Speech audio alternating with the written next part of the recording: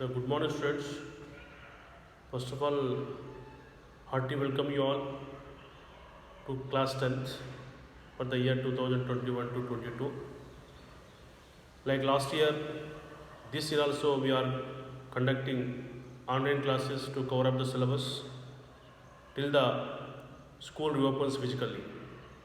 So, each and every students must attend online classes. At the same time, you must watch WhatsApp videos regularly in all the subjects.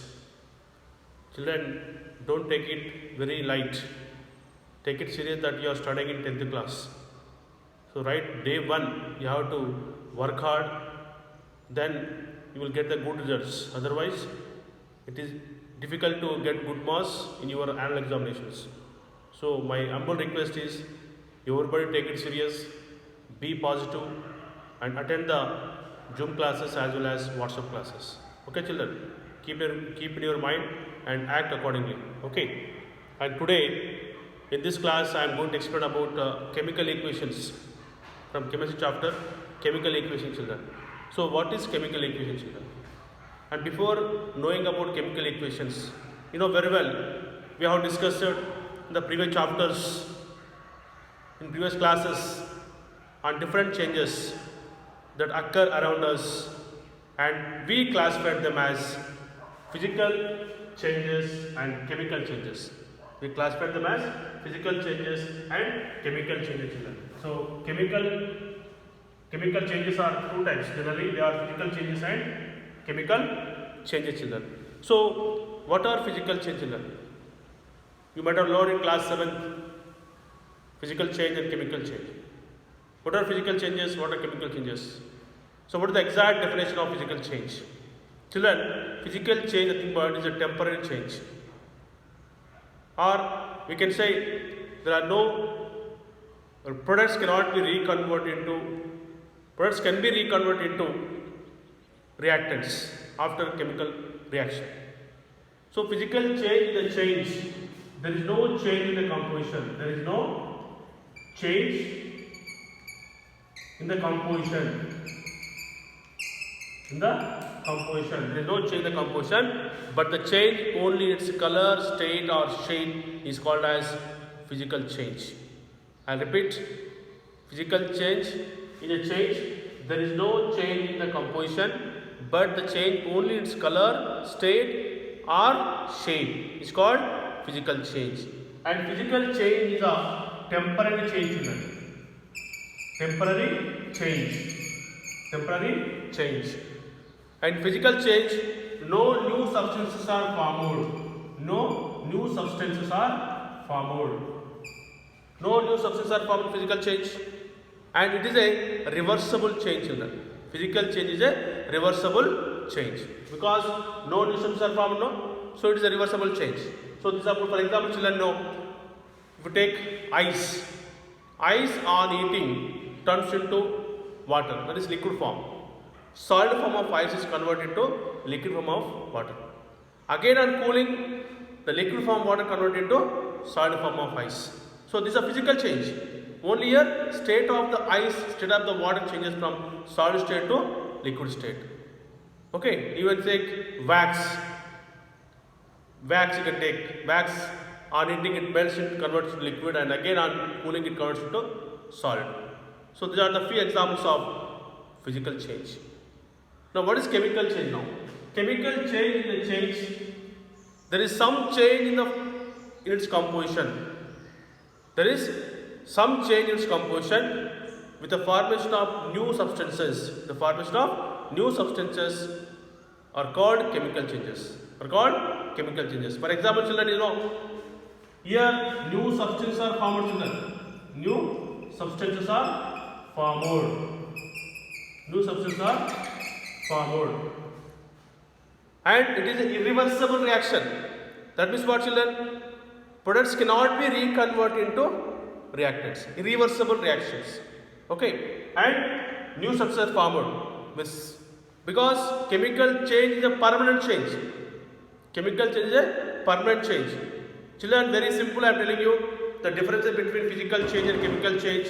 Physical change is a change. There is no change in its composition, but the change in only its color, shape or size.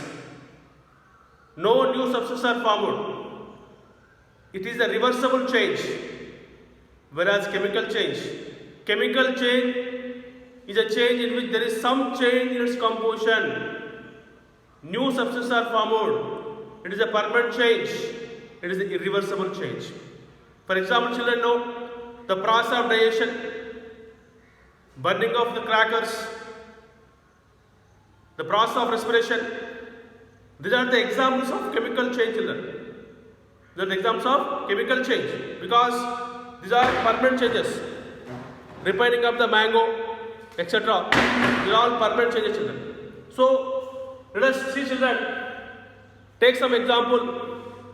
Just think about the changes involved in the following actions, children. For example, the process of digestion, burning of the crackers, the process of respiration, powdered lime added to water, refining of the mango, exposing aerosols to moisture in air for longer period of time. So in all these examples, what type of changes are present?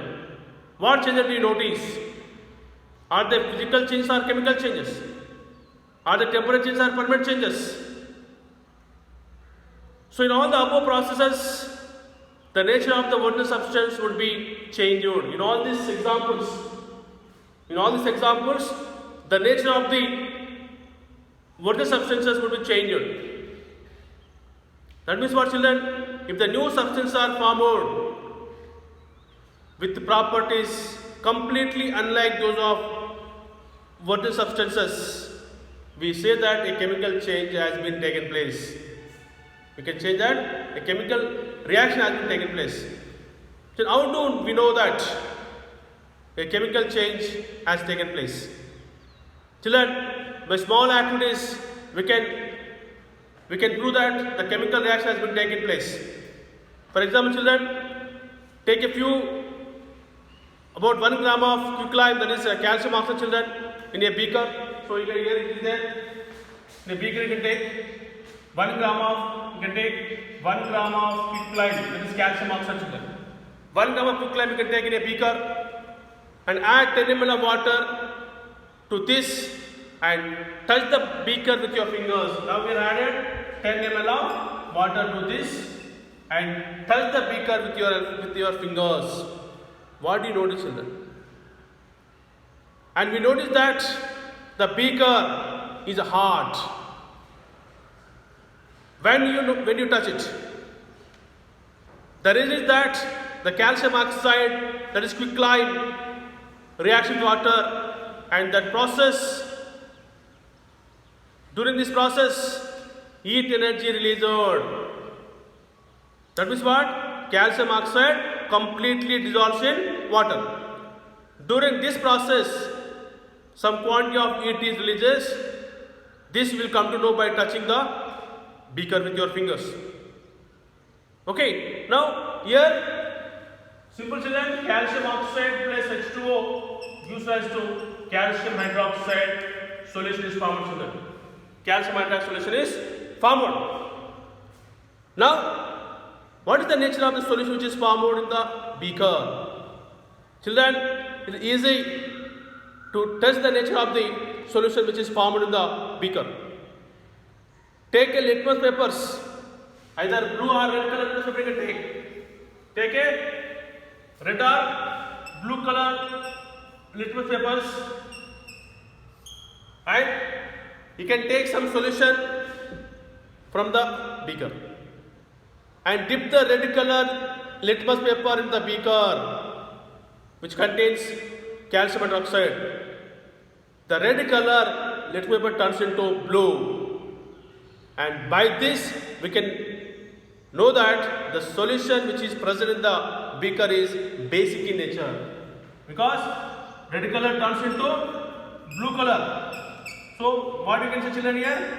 Basic in nature. Basic nature. Okay. The red color substance turns into blue color whenever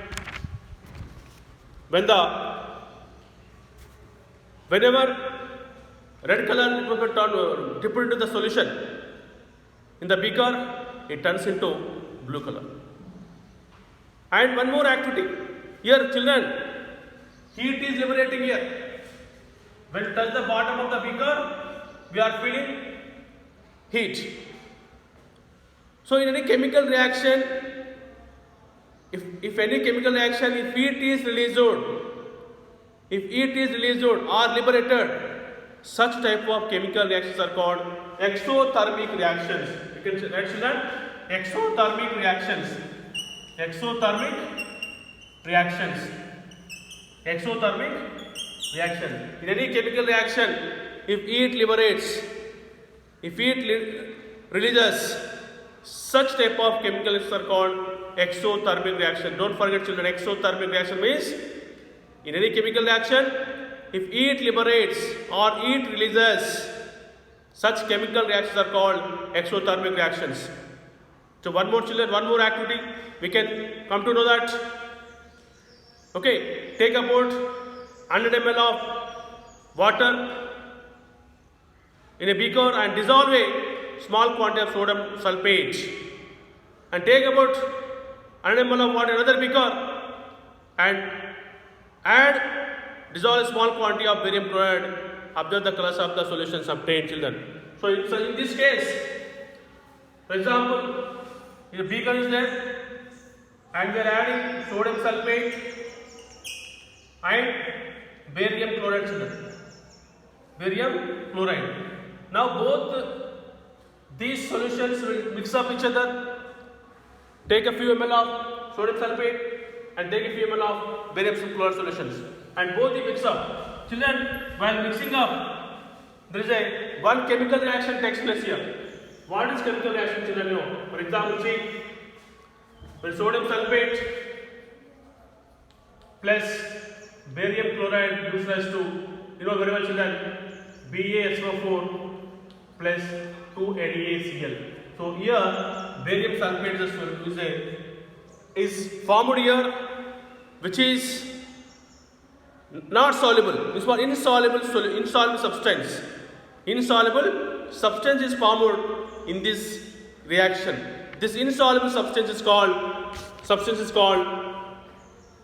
precipitation, children. Precipitate or precipitation. So remember children, white substance is formed, white color substance formed in the solution which is insoluble,